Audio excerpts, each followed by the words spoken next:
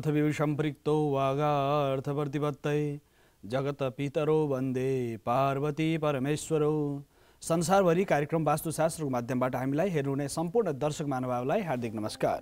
दर्शकवृन्द, कार्यक्रम वास्तुशास्त्रमा हामी प्रत्यक्ष संवाद गर्ने गर्दछौँ। यो कार्यक्रम तपाईहरुको आफ्नो कार्यक्रम हो। यो कार्यक्रममा फोन गरेर आफ्नो जिज्ञासा तपाईले राख्न सक्नुहुनेछ। वास्तुशास्त्रको माध्यमबाट तपाईहरुलाई हामी विविध आयामबाट सूचना प्रदान गर्नेछौँ। यो मात्र होइन, ज्ञानवर्धक छ।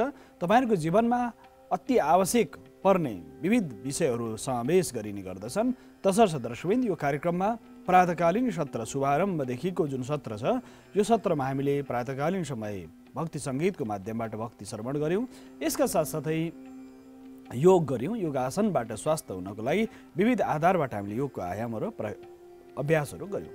यसका साथै अब हामी वास्तुशास्त्र सम्बन्धी चर्चा गर्नेछौँ। प्रातःकालीन सत्र कान्तिपुर टेलिभिजनको सत्रमा विविधता र साथसाथै सबै प्रकारका आयामहरू यसमा थपिएका छन्। यसै सन्दर्भमा प्रत्यक्ष प्रसारणको क्रममा आदरणीय दर्शकहरूसँग प्रत्यक्ष संवाद गर्नको लागि दुईटा नम्बरहरू हामीसँग रहेका छन्। यी दुईटा नम्बरहरू तपाईँको टेलिभिजनका भित्तामा आउने गर्दछन्। यी दुईटा नम्बरमा फोन गरेर आफ्नो जिज्ञासा भने प्रत्यक्ष राख्न सक्नुहुनेछ। दर्शकवृन्द, धेरै दर्शकहरूले यो ग्रहणको सन्दर्भमा चर्चा गर्नुभएको छ। ग्रहणको विविध आयामहरू छन्। यो विषयमा के गर्ने, के गर्न हुने, के गर्न नहुने, यो धेरै चिन्तन र चासोको विषय भएको हुनाले कुनै पनि तपाईँको जिज्ञासा छ भने अहिले फोन गर्न सक्नुहुन्छ तपाईँको टेलिभिजनको भित्तामा आएका दुईटा नम्बरहरूमा। दर्शकवृन्द, यो कार्यक्रम भर्खरै तपाईँले कान्तिपुर टेलिभिजन खोल्नु भएको छ भने यो कार्यक्रम प्रत्येक दिन आइतबार, सोमबार र मङ्गलबार प्रातःकालीन समय 6 देखि 7 बजे आउने गर्दछ। साथसाथै अन्य दिनमा धर्म संवाद, साथसाथै शुक्रबार भविष्य दर्पण, यी विविध आयामहरू भरिएको कार्यक्रम छ कान्तिपुर टेलिभिजनको प्रातःकालीन शुभारम्भ सत्र। यसका साथै दर्शकवृन्द, अब चर्चा गरौँ ग्रहणसँग सम्बन्धित र ग्रह नक्षत्र र गोलसँग सम्बन्धित। ग्रह नक्षत्र र वास्तवमा नक्षत्र के हो भन्दा आकाशमा जुन चम्किने ताराहरूको समूह छ, करोडौँ तारामण्डल छ। त्यो तारामण्डललाई हाम्रा ऋषिहरूले त्यो 28 भागमा विभाजन गरे।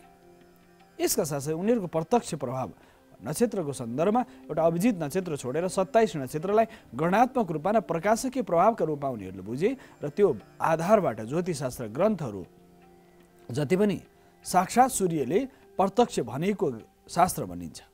यो शास्त्रलाई प्रत्यक्षम ज्योतिषम शास्त्रम भनेर भनेको छ। प्रत्यक्षम ज्योतिषम शास्त्रम। कसरी प्रत्यक्ष ज्योतिषशास्त्र कसरी प्रत्यक्ष हो त भन्दा प्रत्यक्ष यस अर्थमा हो कि तपाईँले सूर्यग्रहण देख्नुहुन्छ, प्रत्यक्ष देख्नुहुन्छ। गणितीय आधारबाट यति गते, यति बजे, यति मिनट, यति सेकेन्डमा ग्रहण लाग्दैछ, सूर्यग्रहण लाग्दैछ। चन्द्रग्रहण लागेको सन्दर्भको चर्चा, सारा चर्चाहरू पञ्चाङ्गमा वर्ष दिन पहिले नै लेखिएको हुन्छ। पात्रोमा वर्ष दिन पहिले लेखिन्छ। लेखिने आधार के हो भन्दाखेरि आकाशको ग्रहको गणितबाट ग्रहहरूको अवस्था, ग्रहहरूको गति र साथसाथै त्यहाँ पर्ने सूर्यको प्रभाव, चन्द्र आदि ग्रहहरूको प्रभावको बारेमा पहिले नै गणना गरेर गणनात्मक रूपमा अंश, कला, विकला, प्रतिविकलासम्मको गणना र कुन राशिमा कुन ग्रहको यात्रा छ त्यो सम्बन्धको चर्चा प्राचीन कालदेखि नै गरिएको छ। दर्शकवृन्द, साथसाथै ग्रहणको सन्दर्भमा कुनै पनि पक्षमा बृहत संहिता आदि गरेका ग्रन्थमा भनिएको छ, यदि पाक्षिक ग्रहण पर्यो भने योभन्दा पहिले औँसीको दिन अथवा अमावस्या लक्ष्मी पूजाको दिन मङ्गलबारको रात्रिकालीन समय सूर्यग्रहण परेको थियो। दर्शकवृन्द, त्यो सूर्यग्रहणको प्रभाव प्रत्यक्ष रूपमा मङ्गलबार परेको थियो। मङ्गलबार र साथ ग्रस्त हुँदै अस्त स्थितिमा गएर सूर्यास्तसँगै ग्रहण पनि समाप्ति भएको थियो। साथसाथै यो पल्ट पनि त्यस्तै खालको मङ्गलबारको दिन रात्रिकालीन सन्ध्याकालीन समय चन्द्रग्रहण पूर्णिमाको दिन लाग्छ भने सूर्यग्रहण औँसीको दिन लाग्छ। दर्शकवृन्द, तसर्थ पूर्णिमाको दिन लागिने ग्रहण, आजको दिनको जुन ग्रहण छ यो पनि अस्त सधैँ, किनकि सूर्योदय नेपालको नेपालको क्षितिजबाट, नेपालको पूर्व क्षितिजमा जुन देखिन्छ सूर्योदय देखिन्छ 6:19:30 29 प्रति सेकेन्डमा सूर्योदयको काल देखिन्छ प्रातःकालीन समय भने सूर्यास्त 5:15:30 र 29 प्रति सेकेन्डमा सूर्यास्त देखिन्छ। र 5:15 र 29 प्रति सेकेन्डमा जे देखिने जुन सूर्यको उदय छ त्यो उदयको सन्दर्भमा चर्चा गर्दाखेरि दर्शकवृन्द, त्यो उदय र अस्तको जुन क्रम छ, सूर्योदय हुने क्रम त सूर्यास्त हुने क्रम भनेको 5:15:30 29 प्रति सेकेन्डमा सूर्यास्त हुन्छ भने ग्रहणको क्रम र चन्द्रमाको उदय, किनकि आकाशमा रात्रिकालीन समय चन्द्रमालाई उदय मानिन्छ। दर्शकवृन्द, यसकारणले चन्द्रोदयको जुन समय छ 5:11 साँझ चन्द्रमा आकाशमा देखा पर्दछन्, देख्न त देखिन्छ, तर सूर्यास्तसँगै त्यो क्रममा जुन ग्रहणको अवस्था हुन्छ दर्शकबिन, त्यो अवस्थालाई विचार गर्दाखेरि उन्मिलन काल भनेर भनिन्छ। चन्द्रोदयको काल र साथसाथै मोक्ष काल 6:34 हुन्छ भने चन्द्रोदय 5:11 उन्मिलन काल 5:27 मोक्षकाल 6:34 सरपर्व काल भनेर भनिन्छ। त्यसलाई 1 घण्टा 23 को चन्द्रग्रहण आज आकाशमा हामीले देख्ने गर्दछौँ दर्शकबिन। यसका साथसाथै त्यो 1 घण्टा 23 आकाशमा देखिने चन्द्रग्रहणको प्रभाव कस्तो पर्दछ धरतीवासीलाई, साथसाथै मङ्गलबार परेको हुनाले यसको परिणाम कस्तो आउँछ।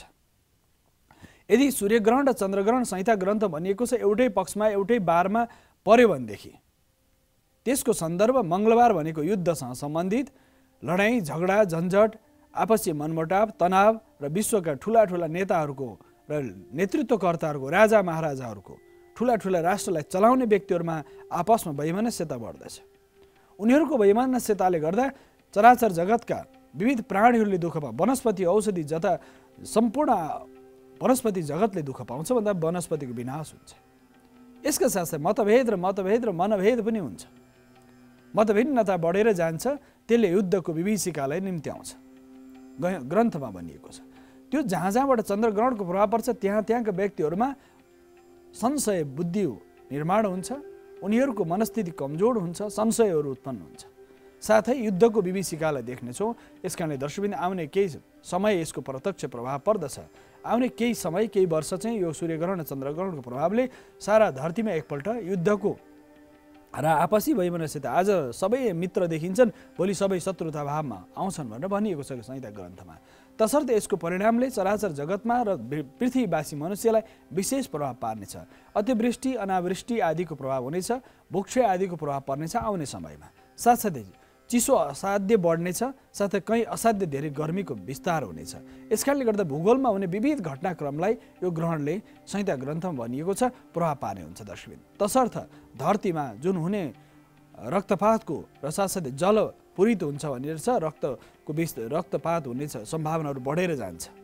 तसर्थ यो ग्रहणको परिणाम शान्तिको लागि सबैले सामूहिक प्रार्थना गर्ने, चराचर जगत यो पृथ्वीवासी मनुष्य जातिले विशेष गरेर तत्सम्बन्धित देवताको स्तुति प्रार्थना र देवादिदेव काल महाकालको स्तुति प्रार्थना आफ्नो परम्परा अनुसार काल भूत भविष्य र वर्तमानलाई जसले नियन्त्रण गर्नुहुन्छ त्यस्तो कालको स्मरण पूजन आदि गर्ने इत्यादि विधान गरिएको छ। लघुरुद्री महारुद्री अतिरुद्रीको विधान गरिएको छ र शान्तिका विविध आयामहरू छन्। तसर्थ दर्शकबिन सामर्थ्य हुनेले विश्व कल्याणको लागि वैदिक सनातन परम्पराका हामी अनुयायीहरूले प्रतिदिन शान्तिको प्रार्थना गर्छौँ। तपाईँ संसारका सबै मानिसलाई सर्वै भवन्तु सुखिनः सर्वै सन्तु निरामयको हामी प्रार्थना गर्छौँ। यो चराचर जगतका जति प्राणीहरू छन् सबै सुखी हुन्, सबै निरोगी निरामय, कुनै रोग नलागोस्, उनीहरू निरोगी हुन्। यो प्रार्थना प्रत्येक दिन प्रातःकालीन समय प्रत्येक गुरु आचार्यहरूले गर्नुहुन्छ। चराचर जगतको भलो चाहने यस्तो परम्परा सनातन हिन्दू पद्धतिमा छ। तसर्थ दर्शकबिन यो चर्चा यसका क्रमहरू छन्, साधनाका क्रमहरू छन्, उपासनाका क्रमहरू छन्। यो क्रमको सन्दर्भ अब हामी ग्रहणतिर फर्क्यौँ। ग्रहणको सन्दर्भमा विविध लोकउक्ति, विश्वास अन्धविश्वास, धार्मिक मान्यता, ज्योतिषशास्त्रीय खगोलीय घटनाको अद्भुत चमत्कारिक दृश्य गोचर हुने यो सबै प्रकारका आयामहरू यसमा भरिएका छन्। सूर्यग्रहण र चन्द्रग्रहणलाई विशेष गरेर हेर्ने मानिसहरूको दृष्टि भिन्न भिन्न छ। दिउँसै नै सूर्यग्रहणको दृष्टि देख्यो भने जीवजन्तुहरू पशुपक्षीहरू यत्र तत्र भड्किन्छन् भनेर भनिएको। त्यस्तै चन्द्रग्रहण त अस्त अवस्थामा देखिने भएको हुनाले त्यसको प्रभाव कमै पर्छ, किनकि दिउँसोमा यदि सूर्यग्रहण पर्यो भने संसार अँध्यारो भएको अवस्थामा मानिसको अवस्था कस्तो हुन्छ त। त्यस्तै गरेर यदि सूर्यग्रहण धेरै कम यस्ता मध्यकालमा धेरै यस्ता ग्रहणहरू कम लाग्छन् सूर्यग्रहणको सन्दर्भ। चन्द्रग्रहणको सन्दर्भ पनि के हो भने चन्द्रग्रहणको सन्दर्भ यो आज लाग्ने ग्रहण वास्तवमा नेपाली आकाशबाट सम्पूर्ण रूपमा 1 घण्टा 23 को देखिनेछ। यसका साथसाथै पूर्वका देश भनेको जापान हुँदै पूर्वबाट आउने मध्यपूर्व र सम्पूर्ण एसियाका देशहरूमा देखिनेछन् र साथसाथै विश्वभरिका विभिन्न ठाउँबाट देखिनेछ। किनकि यतातिर चन्द्रको अस्त हुँदै गर्दा चन्द्रोदय हुँदै गर्दाखेरि युरोपका देशहरूमा चन्द्रमा देखिने जाने भएको हुनाले कुनै देशमा भिन्न भिन्न स्वरूपले चन्द्रमाको त्यो बिम्ब जुन देखिन्छ, चन्द्रमाको जुन आकृति देखिन्छ, त्यो आकृतिमा जुन छाया देखिन्छ भूछाया, त्यो भूछायाको सन्दर्भ सूर्य चन्द्र र पृथ्वी एउटा वृत्तमा जब समान रूपमा देखा पर्छन् त्यो छाया त्यहाँ देखा पर्ने हो। सूर्य प्रकाशित छ, सूर्यको प्रकाश धरतीमा आइरहेको छ। त्यसमा यदि पृथ्वी बीचमा आइदियो भने सूर्यको प्रकाश सिधै चन्द्रमा पुग्न सकेन भने त्यो भूछाया कहाँ पुग्यो भन्दाखेरि चन्द्रमाको बिम्बमा गएर ठोक्यो। त्यो बिम्बमा पुगिसकेपछि तीनटा सँगै हिँडेका व्यक्ति, यतापट्टि प्रकाश दाहिनेपट्टिबाट आइरहेको छ, बिचमा कोही व्यक्ति आयो, उतापट्टि अर्को अवस्था कोही व्यक्ति छ भने त्यसको केही छाया हो त्यसको शरीरमा पर्ने हो। यसरी हामीले सहज रूपमा यो सैद्धान्तिक शास्त्रीय भन्दा नि सजिलो रूपमा बुझ्ने प्रक्रिया हो ग्रहणको सन्दर्भमा। त्यसकारणले त्यो जुन छाया हुन्छ, सूर्यस्य उपातो तत्रादौ राहुसंज्ञकः द्वितीय केतुसंज्ञको ग्रहको चन्द्र सूर्य यो भनेर भनिएको छ गोल परिभाषामा। यसको आधार के हो भनेदेखि त्यो जुन छाया छ, त्यसलाई जुन छाया छ त्यो छाया यदि सूर्यको बिम्बमा, सूर्यको जुन गोलाकार परिधिभित्र पर्यो भनेदेखि त्यसलाई राहु संज्ञा दिएको छ। यसका त्यो सन्दर्भ जुन दर्शकबिन त्यो जुन छाया छ राहु संज्ञक र केतु संज्ञक हुन्छ र सूर्यको छायामा परिने, सूर्यको बिम्बमा पर्ने जुन संज्ञा छ, जो संज्ञा भनिन्छ त्यो छायाको संज्ञा हुन्छ। सूर्यमा पर्दाखेरि त्यसको संज्ञक भनेको केतु संज्ञक हुन्छ। त्यो केतु भनेर भनिन्छ। सूर्यको छायामा पर्नेलाई केतु संज्ञा भनिन्छ भने चन्द्रमाको बिम्बभित्र जुन छाया पर्छ त्यसलाई राहु संज्ञक भनिन्छ। र यसका साथसाथै ग्रहको चन्द्र सूर्य हो भने एवं चन्द्रस्य पादो चन्द्रस्य पातो तत्रादौ राहु संज्ञक, चन्द्रमामा जुन पात पर्दछ, चन्द्रमामा जुन छाया पर्दछ त्यो राहु संज्ञक हुन्छ। चन्द्रमा पर्ने छायालाई राहु संज्ञक भनिन्छ।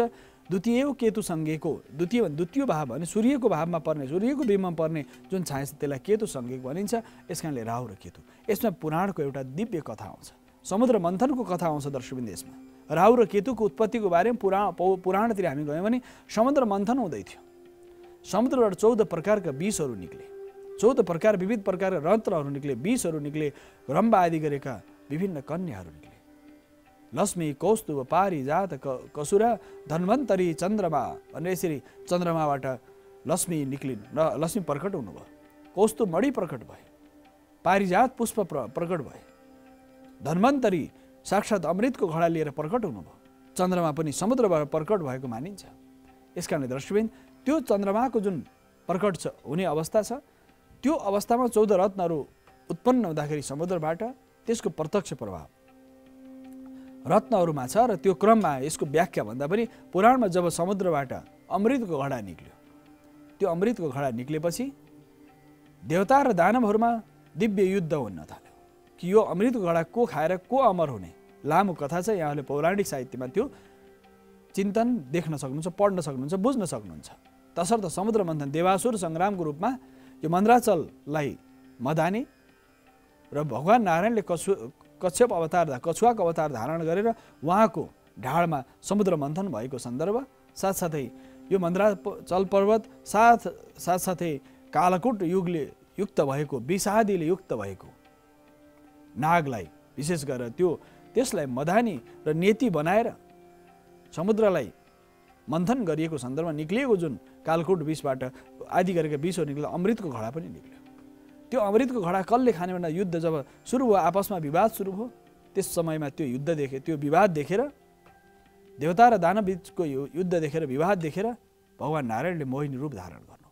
त्यो मोहिनी रूप धारण गरिसकेपछि अमृतको घडा लिएर सारालाई मोहित गर्नुभयो, चराचर जगतलाई मोहित गर्नु। र उहाँले भन्नुभयो, हे देवताहरू, हे दैत्यहरू, तिमीहरू 2 लाइन गरेर बस्नुहोस्, तपाईँलाई हामी पहिले नै त्यो अमृतको घडामा तपाईँलाई उहाँले मोहिनी रूप धारण गरेर सबको मन मोहित भयो। र उहाँले जब अमृत पान गराउन थाल्नुभयो, देवताहरूलाई पनि दिँदै जानुभयो। राहु र केतु यति चलाक थिए कि देवताको पङ्क्तिमा गएर उनीहरू बसे, दानवहरू आफ्नो लाइनमा बसे, देवताहरू आफ्नो लाइनमा बसेका थिए, राहु र केतु गएर त्यहाँ बसे। त्यति बेला नि अमृत पान हुँदै थियो, देवताहरू पान गर्दै थिए र दानवहरू र त्यति मोहिनी रूप भएको कुरा, छल भएको कुरा उनीहरूले थाहा पाए। त तुरुन्तै त्यति बेलै जुन त्यो दानव थियो, त्यो दानवले यो त हामीमाथि अन्याय भइरहेको छ, छल भइरहेको छ भनिसकेपछि त्यो दानवको शिर छेदन भयो।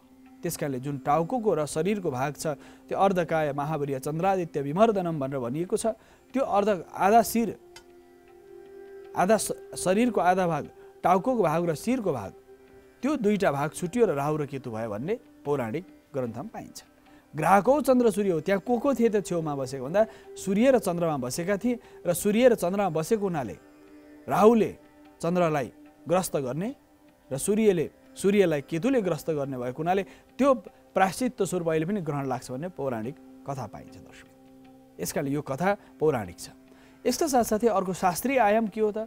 विशेष गरेर हाम्रा शास्त्रहरूमा के भनिन्छ नि, जुन ज्योतिष शास्त्रमा यो पौराणिक आख्यान भयो भनेदेखि उनीहरूले जहिले पनि राहुले चन्द्रमालाई, केतुले सूर्यलाई ग्रस्त गर्छन् भन्ने सन्दर्भ स्थापित भएर यो पौराणिक मान्यता। साथै ग्रहणको बेला यो खानु हुन्छ हुँदैन, के गर्ने के नगर्ने भन्ने धेरै दर्शकहरूको जिज्ञासा रहेको हुनाले विशेष गरेर त्यसको 3 प्रहर पहिले भन्दा 9 घण्टा पहिलेदेखि भोजन आदि निषेध गरिएको छ। कसलाई भन्दाखेरि असाध्य जो रोगी छन्, जो वृद्ध छन्, जो आतुर छन्, जो असक्षम छन्, उनीहरूको लागि हो। बलिया बाङ्गा धरा हिष्टपुष्ट तन्दुरुस्तलाई होइन, उनीहरूलाई चाहिँ शास्त्रको अभ्यास कसले गर्ने भन्दा जो स्वस्थ छन्, सहज छन्, सबल छन्, उनीहरूले शास्त्रको अभ्यास गर्ने, आफ्नो उन्मुक्तिको कामना गर्ने। जो व्यक्ति रोगी छ, अशक्त छ, अस्वस्थ छ, बाल वृद्ध छन् अथवा आतुर छन् आदि विभिन्न प्रकार समस्याहरूले ग्रस्त छन् भने उनीहरू समस्याग्रस्त छँदैछन्, उनीहरूलाई भोजनको भक्ष्या आदिको विचारै हुँदैन दर्शक। त्यस कारणले कसैले कुनै विषयको औषधि खानुपर्ने हुन्छ, तिनीहरूलाई शास्त्रले पनि छुट दिएको छ। तिनीहरू बाहेक अन्यले विशेष गरेर त्यसको 3 प्रहर भन्दा 9 घण्टा पहिले नै भोजन आदि परित्याग गर्नुपर्छ भनिएको छ। अब धेरै दर्शकको जिज्ञासा कुन राशिमा कस्तो खालको प्रभाव पर्छ भन्ने हुनसक्छ। यसमा चन्द्रग्रहणको फलको सन्दर्भमा त्यो चन्द्रग्रहण कुन भावमा पर्दछ र त्यो अवस्थिति कुन राशिमा छ भन्ने सन्दर्भमा भरणी नक्षत्रमा चन्द्रमाको प्रभाव हुने भएको हुनाले, त्यो नक्षत्रमा चन्द्रमाको गति हुने भएको हुनाले मेष राशि हुने व्यक्तिहरूलाई अलि आफ्नै राशिमा परेको हुनाले अलिक कष्ट हुनसक्छ, घात हुनसक्छ भनिएको छ। साथसाथै वृष राशि हुने व्यक्तिहरूलाई चन्द्रग्रहणको फल के प्राप्त हुन्छ भन्दा वृष राशि हुने व्यक्तिहरूलाई चन्द्रग्रहणको फल हुन्छ व्यय, खर्च, किनकि मेघबाट 12औंमा पर्न गयो, त्यस कारणले खर्च बढाउने हुन्छ। मिथुन राशि हुने व्यक्तिहरूलाई के हुन्छ त चन्द्रग्रहणको फल भन्दाखेरि लाभ प्राप्त हुन्छ, हेर्दाको फल, त्यो फल प्राप्त हुने संहिता ग्रन्थमा फलितका ग्रन्थहरूमा यसको बारेमा चर्चा गरिएको छ। र कर्कट राशि हुने व्यक्तिहरूलाई सुख प्राप्त हुन्छ, किनकि 10औं स्थानमा पर्ने भएको हुनाले त्यो सुख प्राप्त हुन्छ। सिंह राशि हुने व्यक्तिहरूलाई 9औं भावमा पर्ने भएकोले माननाशको सम्भावना हुन्छ, किनकि धर्मभावमा पर्दछ। साथसाथै कन्या राशि हुने व्यक्तिहरूलाई कष्ट प्राप्त हुन्छ, किन 8औं भावमा पर्दछ उसको। यसका साथसाथै त्यो तुला राशि हुनेलाई स्त्री पीडा, हाम्रो प्राविधिक मित्रलाई हामी अनुरोध गर्छौँ कि तपाईँ टेलिभिजनको भित्तामा यो ग्रहणको स्वरूप यहाँहरूले बुझ्न पनि सक्नुहुन्छ राशिगत रूपमा। त्यसकारणले गर्दा कन्या राशि हुने व्यक्तिहरूको लागि कष्ट प्राप्त हुन्छ, 8औं भावमा पर्ने भएको हुनाले तुला राशि हुने व्यक्तिहरूलाई स्त्री पीडा हुनसक्छ, पतिलाई पत्नी सँग सम्बन्धित केही पीडाहरू, स्वास्थ्यमा केही समस्याहरू हुनसक्छ। र वृश्चिक राशि हुनेलाई सुख प्राप्ति हुन्छ, 6औं भाव परेको हुनाले सुख प्राप्त हुन्छ। धन राशि हुनेलाई चिन्ता वृद्धि हुनसक्छ, किनकि 5औं भाव पर्दछ। मकर राशि हुनेलाई व्यथा हुनसक्छ, कुम्भ राशिलाई स्त्री प्राप्ति हुनसक्छ भने मीन राशिलाई क्षति हुनसक्छ भनेर यसै 12वटा राशिको फल बताइएको छ। यो फल हुँदाखेरि जे लेखिएको छ यसको समाधानको उपायहरू के हुन् त? यो ग्रहणको परिणामबाट हाम्रो जीवनमा कस्तो खालको फल प्राप्त हुन्छ भन्दा जसले हेर्दछ, जसले खाली आँखाले हेर्यो, ग्रहणलाई खाली आँखाले जसले हेर्छ त्यसलाई समस्या पर्दछ। जसले खाली आँखाले सिधै ग्रहणलाई हेर्यो भनेदेखि उनी व्यक्तिहरूलाई, ती राशि हुने व्यक्तिहरूलाई त्यसको प्रत्यक्ष र परोक्ष परिणाम पर्दछ। किनकि खाली आँखाले यी राशिहरूले जसलाई घात लेखेको छ, जसलाई व्यथा लेखेको छ, जसलाई कष्ट लेखेको छ, जसलाई अरू राशिले पनि खाली आँखाले हेर्नु हुँदैन। खाली आँखाले हेऱ्यो भने दर्शक त्यसको परिणाम के हुन्छ भने त्यसले हाम्रो आँखालाई प्रत्यक्ष प्रभाव पार्छ। किन ग्रहणको समयमा त्यो जुन विकिरण धरतीमा आउँछ, त्यो विकिरण फैलिएको अवस्थामा हाम्रो शरीरलाई, हाम्रो मनलाई, हाम्रो मस्तिष्कलाई, हाम्रो सम्पूर्ण अवयवहरूलाई प्रत्यक्ष र परोक्ष प्रभाव पार्ने भएको हुनाले हामीले ग्रहणको बेला अन्न ग्रहण आदि गर्नु हुँदैन भन्ने एउटा धार्मिक विश्वास हो, आस्थाको आधार हो। र विज्ञानसँग सम्बन्धित पनि के छ भने तपाईँको सूर्यको किरणलाई एकत्रित गरेर जब कुनै ठाउँमा कुनै ग्लासले, सिसाले तपाईँ एकत्रित गर्नुहुन्छ प्रकाशलाई भने कुनै पनि काठमा पऱ्यो भने त्यो डढ्दछ, आगो उत्पन्न हुन्छ। कुनै पनि ऊर्जा जब सङ्गठित भएर काहीँ प्रहार हुन्छ भनेदेखि ऊर्जा सङ्गठित जब कहीँ जान्छ भने त्यसले परिणाम के दिन्छ भन्दा त्यसको परिणाम त्यति सुखद हुँदैन। तसर्थ दर्शकबिन राशिहरूलाई पार्ने प्रभावको बारेमा हामीले चर्चा गऱ्यौँ। र कसरी हुन्छ त भन्दाखेरि मेष राशिको भरणी नक्षत्र हुने व्यक्तिहरूलाई अब कसरी यसको सिद्धि हुन्छ, कसैलाई व्यथाले छ, कसैलाई स्त्री पीडाले छ, कसैलाई स्त्रीलाई पुरुषको सम्बन्धित, पतिलाई पत्नी, पत्नीलाई पति, र जसको बिहा भएको छैन उनीहरूलाई पनि केही न केही समस्या। त्यस कारणले यसको परिणाम के हो भन्दाखेरि यो यज्ञ, ध्यान, जप, तप, साधना गरेर यसको नकारात्मक असरबाट हामी बस्न सक्छौँ। ग्रहणको नकारात्मक ऊर्जाबाट हाम्रो जीवनमा पर्ने प्रभाव र राशि नक्षत्रमा पर्ने जस्तो प्रभावको बारेमा लेखिएको भए तापनि यसको प्रत्यक्ष र परोक्ष प्रभाव हाम्रो जीवनमा, हाम्रो शरीरमा, हाम्रो मस्तिष्कमा, हाम्रो चैतन्यतामा पर्दछ। तसर्थ धर्मो रक्षति रक्षित भनेको छ। धर्मको तिमी रक्षा गर, धर्ममय जीवनयापन गर, साधनामय जीवनयापन गर, आध्यात्मिक चेतनामा निरन्तर गतिशील बन, तसर्थ तिम्रो जीवन उन्नतिको उचाइ पुग्न सक्दछ। तिम्रो जीवनमा ठुलो रूपान्तरण आउन सक्छ। त्यसकारणले अथ धर्मानुशासन भनियो। धर्मको अनुशासनमा बसेर जसले साधना गर्छ यस्ता खालको नकारात्मक प्रभावहरूबाट मानिस स्वतः बच्न सक्दछ। किनकि धर्मको रक्षा तपाईँले गर्नुभयो भने मत पन्थ सम्प्रदायभन्दा माथि उठेर चेतनाको स्तरमा जब तपाईँले चिन्तन गर्न थाल्नुहुन्छ, चराचर जगतका भौतिक जगतबाट जब माथि उठ्नुहुन्छ, आत्मानुशासन, बुद्धिको अनुशासन र शरीरको अनुशासनबाट जब मानिस रहन सक्छ। यसकारण यही त धर्मको आधार। शरीरको अनुशासन, शरीरभित्र रहने, शरीरमा अनुशासित शरीर, अनुशासित मन, अनुशासित बुद्धि। मानिसको आज बुद्धि अनुशासित छैन। चाहिँदो नचाहिने कुरा कपडा सबै दिमागभित्र भरेर राखेको छ। त्यस कारणले बुद्धिको अनुशासन पनि बडो महत्त्वपूर्ण छ। साथसाथै आत्माको अनुशासन भनेको मनको, चित्तको, चेतनाको अनुशासन। तपाईँको चैतन्यताको अनुशासन कतिको छ, कति गहिराइमा हुनुहुन्छ तपाईँ, चेतनाको स्थिति कस्तो छ, तपाईँको चेतनाको अवस्था कतिको प्रभावकारी छ। त्यस कारणले गर्दा धर्मको अनुशासन यही हो दर्शकबिन। र यी ग्रहणहरू, सूर्यग्रहण, चन्द्रग्रहण, औँसी, पूर्णिमा आदि गरेको जुन प्रभाव छ, ग्रह, नक्षत्र, तिथि, वारहरूको प्रभाव छ हाम्रो जीवनमा, त्यसले कसरी बच्न सकिन्छ त? नकारात्मक असरबाट भन्दा अथ धर्मानुशासन, धर्मको अनुशासनबाट। जीवनमा अनुशासित बनेर यस्ता विजातीय प्रभावबाट, प्रकृतिमा हुने घटनाहरूबाट हाम्रो जीवनमा ठुलो रूपान्तरण आउन सक्छ। प्रकृतिमा घट्ने विविध घटनाक्रमहरू छन्। र दर्शकबिन, यो चन्द्रग्रहणको सन्दर्भले विश्वमा उथलपुथल त मचाउने नै छ। किनकि विश्वभरि एक प्रकारको अशान्ति, दुर्भिक्ष, अतिवृष्टि, अनावृष्टि, युद्धको विभीषिका हामीले प्रत्यक्ष देख्नेछौँ, अनुभूति गर्नेछौँ। धेरै देशलाई यसले प्रभावित पार्नेछ। धेरै देशका राजनेताहरूलाई यसले हिंसातिर अगाडि लानेछ। तर सुखद पक्ष के छ भने अहिंसा चाहने व्यक्तिहरूले पनि संसारभरि प्रार्थना गर्नेछन्। त्यो शक्तिको प्रार्थना गर्नेछन् जसले संसारलाई शान्तिको मन्त्र, जसले देऊ शान्ति रन्तरिक्ष गुण शान्तिको प्रार्थना गर्यो, जसले सर्वे भवन्तुको प्रार्थना गर्यो, उनीहरूको सम्पूर्ण प्रार्थनाले त्यस्ता शक्तिहरू पनि बिस्तारै कम हुनेछन्। युद्ध चाहनेहरू र युद्ध नचाहनेको दुईटा अवस्था देखिन्छ दुनियाँमा। ग्रहणको प्रभावले युद्ध चाहने र युद्ध नचाहने बीचको द्वन्द्व देखिन्छ। सुख शान्ति चाहने र सुख शान्ति समाप्त गर्नेहरूको द्वन्द्व देखिन्छ। मानिसलाई सबैको कल्याण गरौँ भनेर नयाँ नयाँ खोज अनुसन्धान र आविष्कार हुँदै जानेछन् भने एउटाले दुनियाँलाई समाप्त गरौँ भनेर एटम, अणु, परमाणुको विकास गरेर जाने क्रम पनि बढ्नेछ। त्यसकारणले अँध्यारो र उज्यालोको अस्तित्व आदिकालदेखि छ। देवासुर सङ्ग्राम आदिकालदेखि छ। महाभारतको कथा प्रसङ्ग आदिकालदेखि छ। रामायणको प्रसङ्ग आदिकालदेखि छ। तर धरतीमा त्यति बेला जब अशान्तिको क्रम आउँछ, त्यस समयमा प्रकृतिले पनि उत्पात त मचाउने प्रयत्न गर्ने नै छन्। तर मानिसको त्यो स्वविवेक र त्यो अध्यात्म अँध्यारो धेरै लामो बस्दैन नि दर्शक। यदि सन्नाटा उज्यालो जति छ, उज्यालो त सूर्यले सरासर जगतलाई प्रकाशित गर्दछ भने रात्रिको अँध्यारोलाई मेटाउनलाई कति धेरै आविष्कार भइसकेकै विभिन्न प्रकार बत्तीहरू आज बाहिर निक्लिनु भने रात्रिकालीन समय झिलिमिली देखिन्छ। धरतीको वरिपरि उज्यालै उज्यालो देखिन्छ। किन देखिन्छ त? आविष्कारले ती सारा अन्धकारलाई समाप्त गरेको छ। निष्पट्ट अँध्यारोलाई चिर्ने जो कति प्रविधिहरू छन्, सोलर प्लान्टहरू छन्, बत्तीको विविध आयामहरू छन्। यो सारा आयामहरूको प्रकाशको विस्तार त धेरै छ। रात्रिकालीन समय प्रकाश, अँध्यारो छ भनेर युद्ध छ, अशान्ति छ, दुनियाँभरि विश्वयुद्धको विभीषिका देखिन्छ। तर पनि के हुन्छ भने शान्ति चाहनेहरूले सधैँ विजय प्राप्त गर्छन्। दुःख दिनेहरूले सधैँ हार्छन्, अशान्ति दिनेहरूले सधैँ हार्नेछन्। सुख दिने, किन धरतीको अस्तित्व त्यही हो। आज कौरव र पाण्डवको चिन्तन पनि किन आइरहेको छ भन्दाखेरि त्यो रामायण र महाभारतका जुन प्रसङ्ग, युद्धका प्रसङ्गहरू किन अहिले पनि जीवन्त छन् त्यो लोक संस्कृतिमा भने त्यहाँ शान्ति चाहनेहरू पनि थिए, त्यहाँ अहिंसा चाहने पनि थिए, त्यहाँ संसारको कल्याण चाहने पनि थिए। त्यसकारणले त्यो इतिहास भएर अहिले पनि आइरहेको छ। त्यसकारणले धरती समाप्त हुँदैन दर्शकबिन।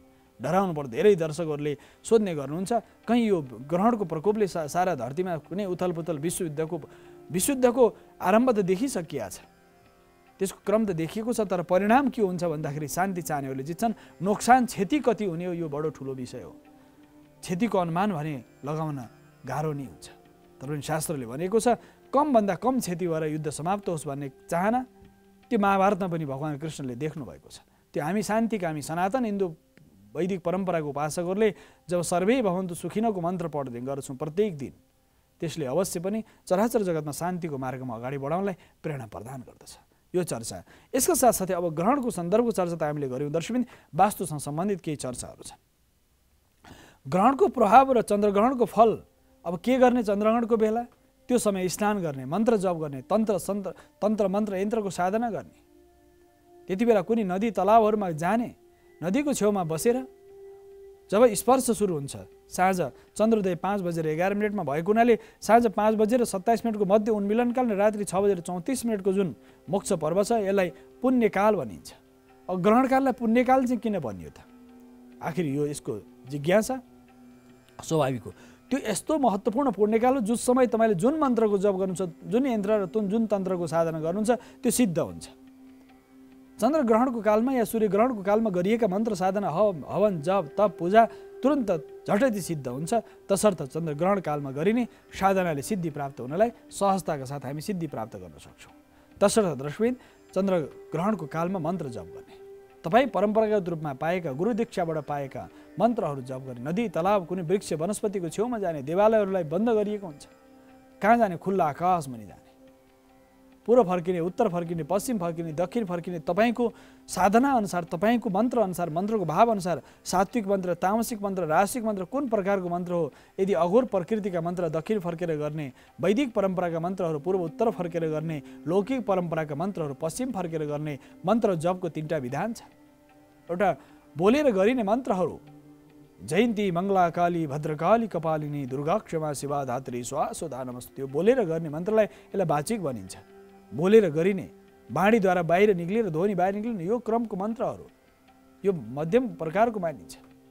साथसाथै जो मानसिक गरिन्छ सबैभन्दा शक्तिशाली मानिन्छ। कुनै पनि मन्त्र तपाईँले, कुनै पनि मन्त्र धरतीमा कुनै पनि प्रार्थना स्तुति मन्त्र तपाईँ जब मानसिक गर्नुहुन्छ त्यो सबैभन्दा शक्तिशाली मानिन्छ। यसकारणले गर्दाखेरि मानसिक र उपांशु भनेर 3 खालको जपको विधान छ। एउटा मानसिक गर्ने, एउटा वाचिक गर्ने, एउटा उपांशु। ओठ चलिरहेको छ, ध्वनि बाहिर निक्लिँदैन, त्यो उपांशु प्रकृतिको मन्त्र। 3 खालका मन्त्र तपाईँले जुन जसरी पनि गर्न सक्नुहुन्छ दर्शक। यो चर्चाका साथसाथै छोटो विश्रामको समय आइसकेको छु। विश्रामपछि पुनः आउने नै छु।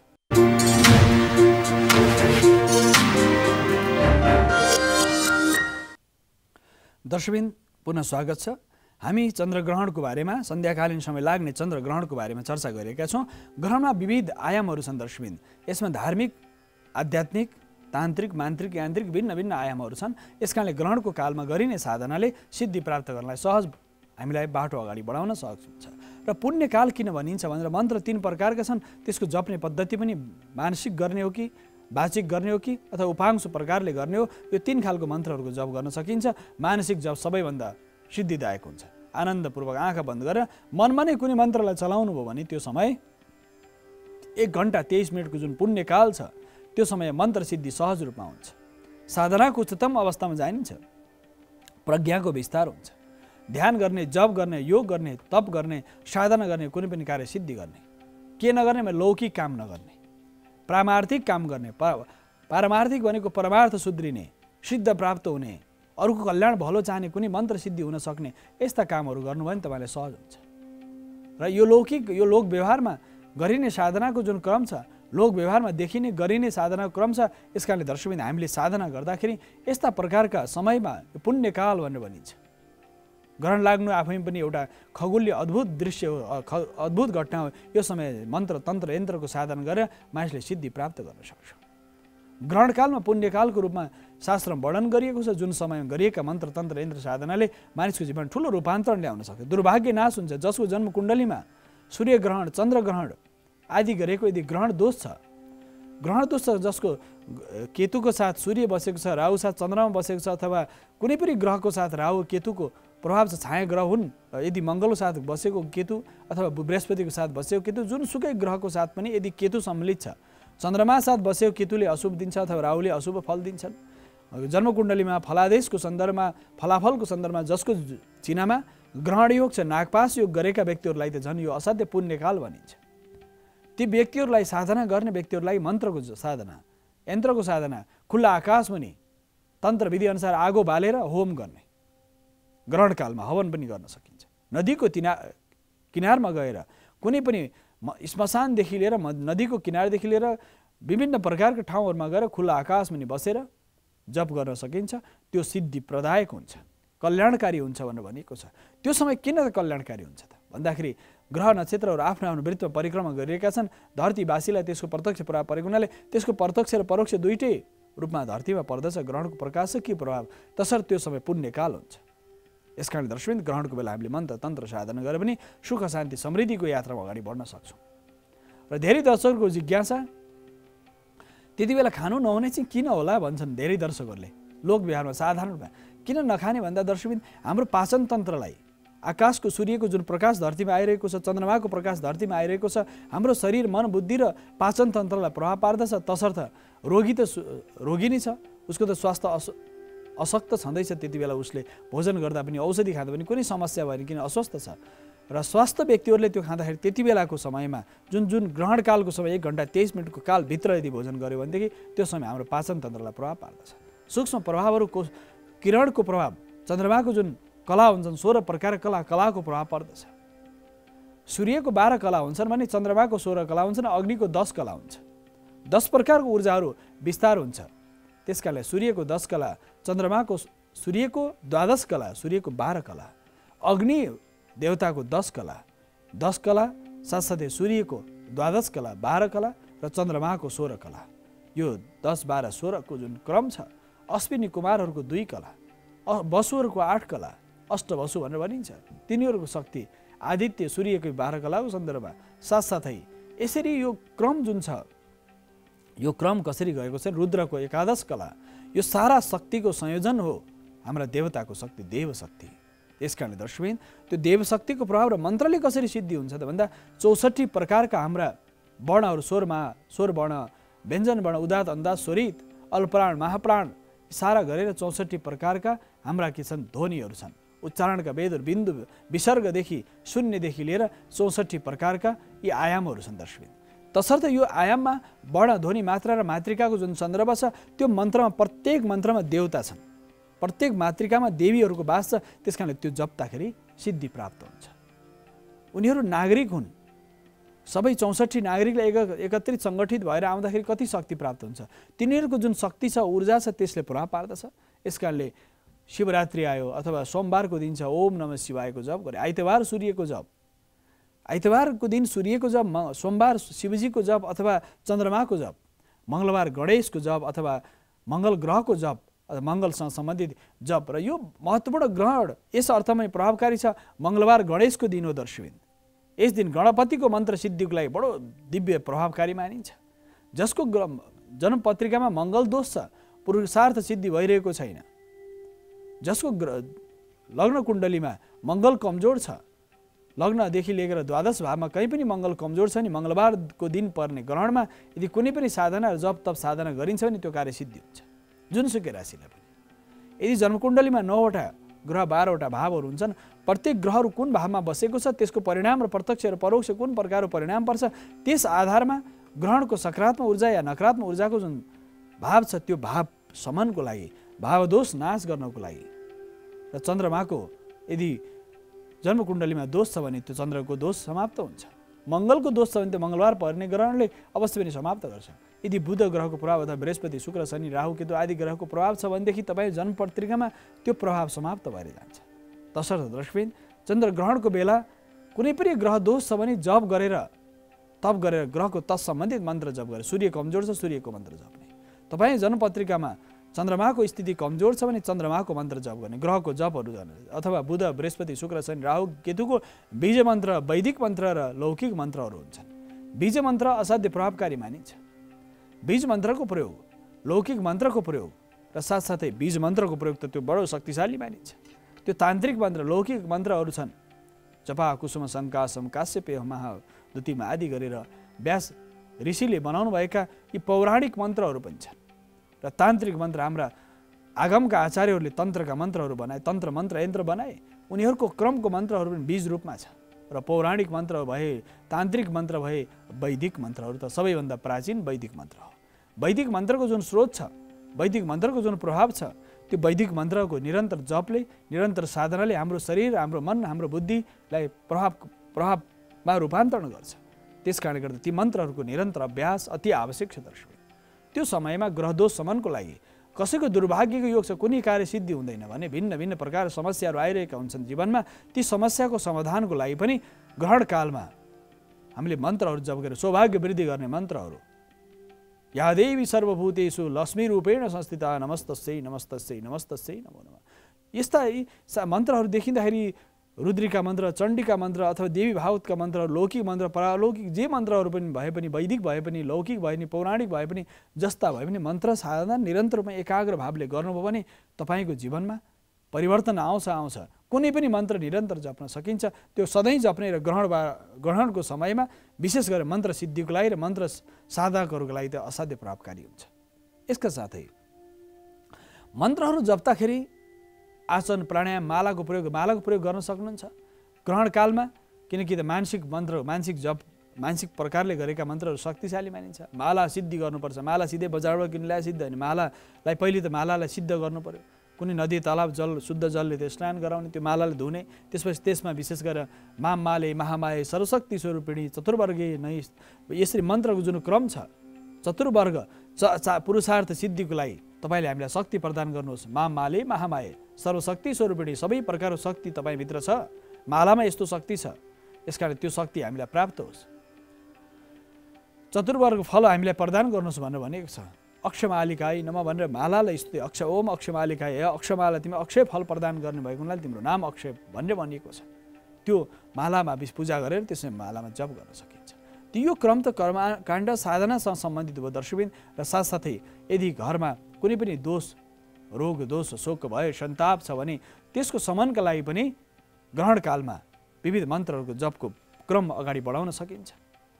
दिशाहरूको सन्दर्भमा धेरै दर्शकको जिज्ञासा, दिशाहरूको सम्बन्धमा पूर्व फर्केर गरिने मन्त्रहरू, दक्षिण फर्केर गरिने अघोर प्रकृतिका मन्त्रहरू, कठोर मन्त्रहरू र पश्चिम फर्केर गर्ने पौराणिक मन्त्रहरू, उत्तर फर्केर गरिने आगम निगम आदि विविध प्रकारका मन्त्रहरूको जुन क्रम छ, दिशाअनुसार पनि मन्त्रको भाव हुन्छ। मन्त्र कस्तो खालको चलायमान छ, चञ्चल छ, मूर्छित छ, जीवित छ, मृत छ, मन्त्र कुन प्रकृतिको छ।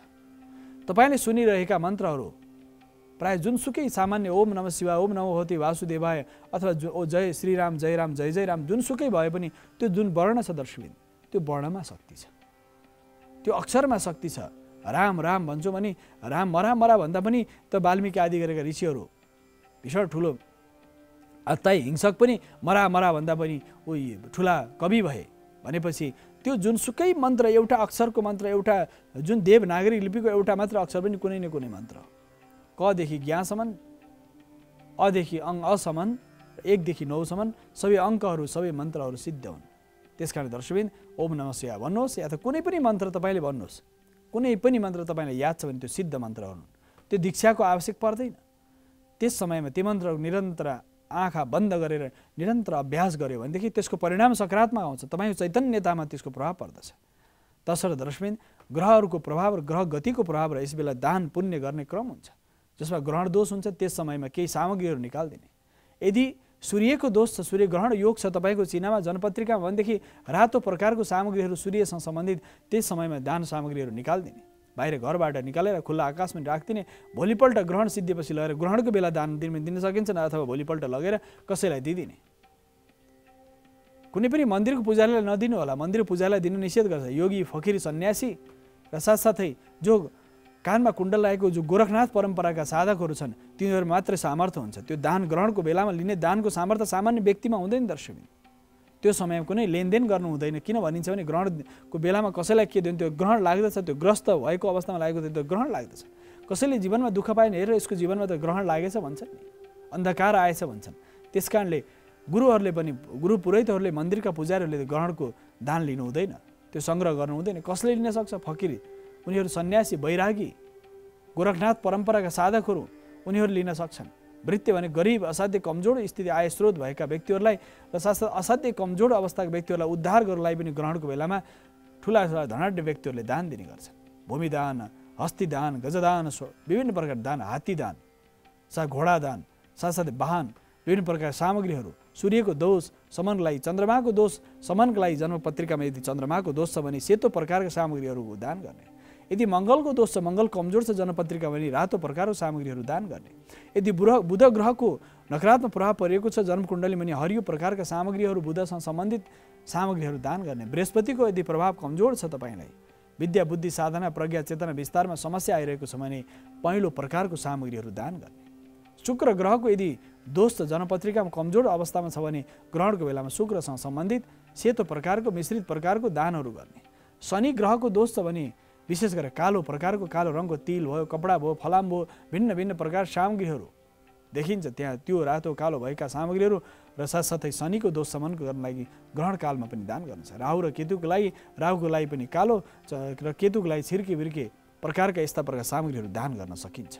ग्रहण कालमा जसले हाम्रो शरीरमा, हाम्रो मनमा, हाम्रो बुद्धिमा सिद्धि प्राप्त गर्छ, राशि अनुसार पनि दोष शमनका लागि विविध उपायहरू छन्। यदि कुण्डलीमा राहुको दोष, केतुको दोष, शनिको दोष, विभिन्न ग्रहहरूको योगिनीहरूको दोष छ भने पनि विभिन्न प्रकारका सामग्रीहरू तत्सम्बन्धित रङका सामग्रीहरू दान गरेर अब कल्याण गर्न सकिन्छ। अब जसले दान लिन्छ उसको कल्याण कसरी हुन्छ भन्दा त्यो सामग्रीबाट भौतिक पदार्थबाट उसलाई सुख मिल्ने भयो भनेदेखि उसलाई त्यो तप गर्ने सामर्थ्य पनि हुनुपर्छ। ग्रहणको बेला कुनै पनि विषय लियो भनेदेखि त्यो तप गर्ने सामर्थ्य उसमा हुनुपर्छ। तप गर्ने, साधना गर्ने, जप गर्ने क्रम उसमा बढ्नुपर्छ। तप गर्ने क्रमले उसको शरीरको तप तथा शरीरको तपले, तपस्याले यस्ता दोषहरू शमन गर्छ। योगीहरू, साधकहरू र साथसाथ जो चेतनाको स्तरबाट माथि गएका छन्, गोरखनाथ पन्थीहरू जो काम छेड्न क्रमका हुनुहुन्छ, बैरागी सन्यासीहरू, विभिन्न प्रकारका आयाममा साधकहरूले त्यो साधनाको माध्यमबाट लिएको तत्कालीन लिएको दानको सामर्थ्य त्यो पचाउने सामर्थ्य राख्छ। आम मानिसलाई त्यो सामर्थ्य हुँदैन। तसर्थ दर्शकबिन कुनै पनि साधनाको एउटा उद्देश्यपूर्वक आयामहरू छन्। धर्मशास्त्रले जुन उद्देश्य गरेको छ मानिसको जीवनमा ग्रहजनित अनिष्ट शान्तिको लागि, नक्षत्रजनित अनिष्ट शान्तिको लागि, ग्रहदोष शान्ति, ग्रहसँग सम्बन्धित अनिष्ट र अशुभ शान्तिको लागि विविध उपायहरू बताइएका छन्। यसका उपायहरूमा रत्न धारणको उपाय छ। ग्रहणको बेला रत्न सिद्धि गर्न सकिन्छ, रसायन सिद्धि गर्न सकिन्छ, मन्त्रको जपको, तन्त्रको जपको साधनाको क्रममा। यस कारणले गर्दा त्यो आफूले धारण गरेका जति पनि सामग्रीहरूलाई धोइ पखाइले गरेर त्यसमा मन्त्रको क्षेपण गर्न सकिन्छ। त्यस कारणले रत्न सिद्धिको लागि पनि सूर्यको रत्न भनेको माणिक्य भनिन्छ। चन्द्रमाको रत्न, सूर्यको राशि सिंह राशि हुने व्यक्तिहरूको लागि सूर्यको रत्न सिद्ध गर्न सक्ने समय हुन्छ। सूर्यको रत्न भनेको माणिक्य रत्न रातो रङको हुन्छ, त्यो सिद्ध गर्न सकियो सिंह राशिलाई। मेष र वृश्चिक राशि हुने व्यक्तिहरूलाई मङ्गल राशि स्वामी भएको हुनाले मङ्गलको रत्न मुगा हो। यस कारणले त्यो ग्रहणको बेलामा मुगा रत्न सिद्ध गरेर तपाईँ धारण गर्न सक्नुहुन्छ। वृष र तुला राशि हुने व्यक्तिहरूलाई विशेष गरेर शुक्र ग्रह राशि स्वामी भएको शुक्रको रङ भनेको सेतो हो। सेतो भनेको हिरा, ओपल, रुद्राक्ष, सातमुखी, छमुखी, भिन्न भिन्न प्रकारका रुद्राक्षहरू धारण गरेर त्यो सिद्ध गरेर लाउन सकिन्छ। यसका साथै मिथुन र कन्या राशि हुने व्यक्तिहरूलाई बुध ग्रह राशि स्वामी हो। बुध ग्रहको प्रभाव भनेको हरियो प्रभावमा रहन्छ। हरियो रङ भनेको पन्ना हो। त्यस कारणले पन्ना रत्न सिद्ध गर्न सकिन्छ। यस साथै धनु र मीन राशि हुने व्यक्तिहरूलाई बृहस्पति राशि स्वामी ग्रह भएको हुनाले पहेँलो स्वभाव भएको हुनाले पुष्पराज रत्न, पुष्पराग पनि भनिन्छ, त्यो रत्न हो, रत्न सिद्ध गर्न सकिन्छ।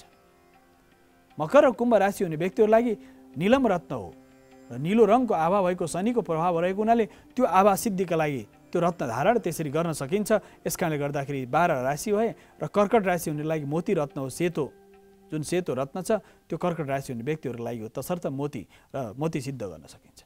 भने यी रत्नहरू त के छन्? सूर्यको रत्न माणिक्य सिंह राशिलाई, साथसाथै वृष र तुला राशिलाई ओपल, हिरा, सेतो प्रकार रुद्राक्षहरू, विभिन्न प्रकार रुद्राक्षहरूको धारण, सबै राशिलाई रुद्राक्ष सिद्ध गर्न सकिन्छ। यदि रत्न प्राप्त छैन भने तपाईँले रुद्राक्ष पनि कुनै पनि मुखको रुद्राक्ष सिद्ध गरेर धारण गर्न सक्नुहुन्छ।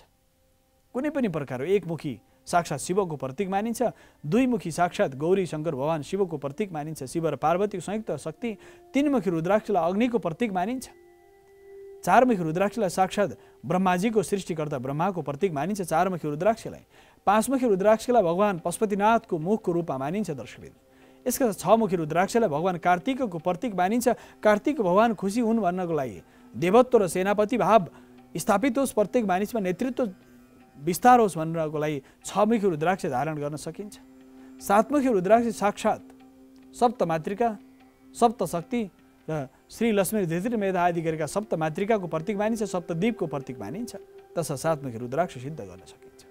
आठमुखी रुद्राक्ष अष्टविनायक, अष्टभैरव, आठमुखी रुद्राक्षलाई अष्टभैरवको प्रतीक मानिन्छ। दर्शकबिन तसर्थ अष्टभैरवको प्रतीक जुन रुद्राक्ष छ आठमुखी त्यो धारण गर्न सकिन्छ। नौमुखी रुद्राक्ष साक्षात् नवग्रह शान्तिको लागि, नवदुर्गा भवानीको कृपा प्राप्त होस् भन्नको लागि नवमुखी रुद्राक्ष धारण गरिन्छ, जहाँ साक्षात् नवदुर्गा भगवती जहाँ विराजमान हुनुहुन्छ। 10मुखी रुद्राक्षलाई साक्षात् इन्द्रको प्रतीक मानिएको छ, अनन्तको प्रतीक मानिएको छ। अनन्त शक्तिको दिशाहरूको 10 दिशाहरू छन्, पूर्व पश्चिम उत्तर दक्षिण अग्नि नैऋत्य वायुशान आकाश र धरती। 10 दिशाको प्रतीक 10मुखी रुद्राक्षलाई मानिन्छ। यसका साथसाथै 11मुखी रुद्राक्ष साक्षात् एकादश रुद्रको प्रतीक मानिन्छ, त शिवको एकादश रुद्रको प्रतीक मानिन्छ। साथसाथै 12मुखी रुद्राक्षलाई साक्षात् सूर्यको प्रतीक मानिन्छ। दर्शकबिन 12 सूर्यको प्रभाव छ, सूर्यको सारा शक्ति र ऊर्जा र उसको कलात्मक शक्ति छ। सूर्यको सप्त रश्मिहरू छन् भने कला भने 12वटा छन्। 12 सूर्यको प्रतीक मानिन्छ। 13मुखी रुद्राक्ष साक्षात् देवराज इन्द्रको प्रतीक मानिन्छ, राजाधिराजा आदि गरेको देवराज इन्द्रको प्रतीक मानिन्छ। 13मुखी 14मुखी रुद्राक्षलाई साक्षात् वायुपुत्र हनुमानको रूपमा पूजा गरिन्छ। 14मुखी रुद्राक्ष 15मुखी ब्रह्माण्डका अधिनायक, सारा सृष्टिको गतिलाई चलायमान गर्ने शक्ति, सारा सौर्यता शक्ति प्राप्त गर्ने सारा देवताको एकत्रित शक्तिको रूपमा 14मुखीलाई 15मुखीलाई मानिन्छ भने 16मुखी 16 मातृका गौरी पद्मा सजी मेधा सावित्री विजया जया देवसेना सुधा स्वाहा आदि गरेर 16 मातृकाको प्रतीक मानिन्छ। 17मुखी सारा ब्रह्माण्डको शक्तिको स्रोत मानिन्छ। यसरी विविध मुखहरू छन् र प्राप्त हुने भनेको 16 मुखसम्म पाइन्छ र 42-46 मुखसम्म पनि पाइन्छ। त्यसको विभिन्न व्याख्या छ, तर प्राप्त हुने भनेको 1 देखि 16मुखी 17मुखीसम्म प्राप्त हुने सन्दर्भमा यी सन्दर्भको हामीले चर्चा गरियो। र नेपालमा धेरै पाइने रुद्राक्ष 5मुखी 4मुखी र 6मुखी धेरै पाइन्छ। किन 5मुखी धेरै पाइन्छ भन्ने जिज्ञासा स्वाभाविक हो। यहाँ भगवान पशुपतिनाथको देश भएको हुनाले 5मुखीनाथ भगवान शिव पशुपतिनाथको प्रतीक मानिन्छ। अघोर सद्योजात वामदेव तत्पुरुष ईशान 5वटा मुखहरू छन् पशुपतिनाथका, तसर्थ 5 मुखको प्रतीक त्यसरी मानिएको छ। दर्शकबिन तसर्थ 5 मुखको प्रत्यक्ष र परोक्ष प्रभाव हुन्छ। प्रत्येक रुद्राक्षमा शक्ति हुन्छ। ग्रहणकालमा रुद्राक्ष रत्न सिद्धि गरेर त्यो मन्त्र त्यो सामग्रीलाई अगाडिपट्टि राखेर मन्त्र जप गरेर पछि फेरि ग्रहण सिद्धिएपछि फेरि त्यसलाई धोइ पखाली गरेर धारण गर्यो भने त्यसको सिद्धि प्राप्त हुन्छ। मन्त्रको शक्ति त्यो रुद्राक्षमा प्राप्त हुन्छ। त्यसकारणले तपाईँले त्यो ग्रहण सकेपछि स्नान गरिसकेपछि रसायन सिद्धि गरेर रुद्राक्ष सिद्धि रत्न सिद्धि गरेर धारण गर्न सक्नुहुन्छ, जसले ग्रहको दोष वास्तुको दोष निवारण गर्न सक्छ। ग्रहण काल सकिसकेपछि दर्शकबिन वृक्षारोपण गर्न सक्नुहुन्छ, पुण्य कर्म गर्न सक्नु, यज्ञ गर्न सक्नुहुन्छ। ग्रहण काल सिद्धिएपछि ग्रहण सिद्धिन्छ।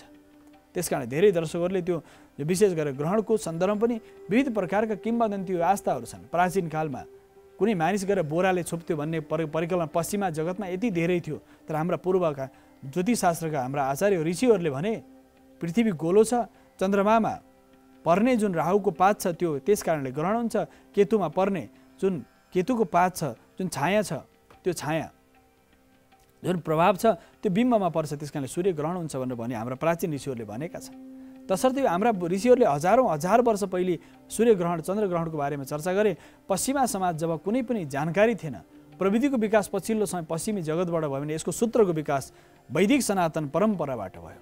वेदभित्र विज्ञान, वेदभित्र आयुर्वेद, वेदभित्र विभिन्न प्रकारका आधारहरू छन्। दर्शकबिन वेदभित्रको जुन विज्ञान छ, वेदभित्रको जुन आधार छ, वेदभित्रको जुन साधनाको पद्धति छ, त्यसकारणले दर्शकबिन वेदभित्रको साधनाको जुन पद्धति छ, वेदभित्रको जुन उच्चतम आयाम छ, त्यो आयामको आधार नै मानव जीवनमा ज्योतिष ग्रह नक्षत्र ताराहरूले पार्ने प्रभावको बारेमा चर्चा गरिएको छ।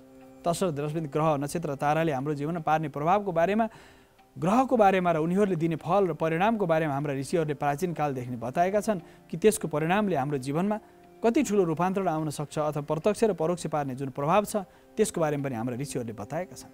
तसर्थ दर्शकबिन ऋषि महर्षिहरूले बताएको जुन परिणाम छ, परिणामलाई हामीले बुझेर साधनाको माध्यमबाट हामीले जीवनमा अलौकिक सिद्धिका लागि कर्म गर्नुपर्छ, कार्य सिद्धिका लागि विविध उपायहरू गर्नुपर्छ। र कर्म र भाग्य एक अर्काका पूरक हुन्। यस्ता प्रकृतिमा घट्ने अलौकिक दिव्य घटनाले हाम्रो जीवनमा ठुलो रूपान्तरण ल्याउन सक्छ, किनकि हामीले साधना गर्न सक्छौँ। त्यति बेला साधनाको परिणाम राम्रो हुनसक्छ। प्रत्यक्ष र परोक्ष जुन परिणाम आउँछ, ग्रहले पार्ने प्रत्यक्ष परोक्ष दुई खालको परिणामले जुन हाम्रो जीवनमा प्रभाव पार्दछ, त्यसको परिणाममुखी जुन साधन छ, संसाधनको उपयोगले पनि हामी त्यस्ता परिणामहरूलाई नराम्रो असरलाई कम गर्न सक्छौँ, राम्रो असरलाई बढाउन सक्छौँ। कुनै पनि बिरुवा रोपिएको छ, मल जल पानी हावा साराको सूर्यको प्रकाश पऱ्यो भने त्यो विकसित हुन्छ। कुनै पनि ठाउँ छ त्यो एकदम कुनामा रोपिएको छ, त्यहाँ मलको प्रयोग पनि छैन, त्यहाँ जलको प्रयोग पनि छैन, त्यहाँ भूमिको व्यवस्थापन पनि छैन भनेदेखि त्यो वृक्ष राम्ररी फैलिन सक्दैन। मानिस पनि यस्तै हो। धरतीमा जन्मिएको मानिसले राम्रो संस्कार पायो, राम्रो कर्म पायो, राम्रो देव ऋषिहरू गुरुहरू राम्रा मार्गदर्शकहरू पायो भनेदेखि ऊ मानिसको जीवन सफल हुन्छ। यदि त्यही जीवनमा अन्धकार, अन्याय, अत्याचार, विभिन्न प्रकार अशुभ कर्म गर्नेको भावमा यदि त्यो मानिस गयो भनेदेखि कष्टै कष्ट, अशान्ति अशान्ति, दुःखै दुःख, पीडा नि पीडा हुन्छ। तसर्थ दुःख, अशान्ति, पीडा त्यसरी बढाउने क्रम हुन्छ र तपाईँले चयन गर्ने पनि मानिसको सामर्थ्य छ कुन कर्मबाट कार्यसिद्धि गर्न सकिन्छ। यस्ता खालका कर्मबाट कार्यसिद्धिको लागि गरिने जुन उपायहरू छन् दर्शकबिन, त्यस्ता उपायबाट कार्यसिद्धि हुने जुन क्रम छ, हाम्रा पुर्खाहरूले बताएको जुन क्रम छ, त्यस कारणले कार्यसिद्धिको लागि गरिने जति उपायहरू छन् त्यो कार्यसिद्धिको लागि गरिने सारा स्रोतहरू, सारा सामग्रीहरूको लागि जस्तै रुद्राक्ष धारण, मन्त्र, तन्त्र, यन्त्रको जुन प्रयोग छ त्यो सारा मन्त्र तन्त्रको प्रयोगबाट पनि कार्यसिद्धि गर्न सकिन्छ दर्शकबिन। तसर्थ हामी यो क्रमलाई अगाडि बढाउन सक्छौँ साधनाको माध्यमबाट, मन्त्र तन्त्र यन्त्रको प्रयोगबाट। साधना स्रोत हामीसँग प्रशस्त छन्, तर त्यसलाई हामी सदुपयोग गर्न सक्ने स्थितिमा छौँ कि छैनौँ, उपयोग गर्ने हाम्रो अवस्था छ कि छैन। यदि मन्त्र हामीसँग जानकार छौँ, मन्त्रको बारेमा जानकारी छ, तर हामीले त्यसको उपयोग गर्न जान्यौँ भने त्यसको परिणाम फेरि भयावह हुन्छ। तन्त्र मानिसले जान्दछ र तन्त्रको प्रयोग यदि उसले राम्ररी जानेको छ, त्यस कारणले गर्दा तन्त्रको प्रयोग उसले व्यवस्थित रूपमा जान्न सकेन भनेदेखि त्यसको परिणाम के हुन्छ, भयावह हुनसक्छ दर्शकबिन। तसर्थ मन्त्रको प्रयोग, तन्त्रको प्रयोग, यन्त्रको प्रयोगको जुन क्रम छ, हाम्रा पुर्खाहरूले बताएको जुन तन्त्र, मन्त्र र यन्त्रको प्रयोगबाट हामीले जीवनमा ठुलो अलौकिक सिद्धि प्राप्त गर्न सक्छौँ दर्शकबिन। अलौकिक सिद्धिको लागि त साधना आवश्यक छ।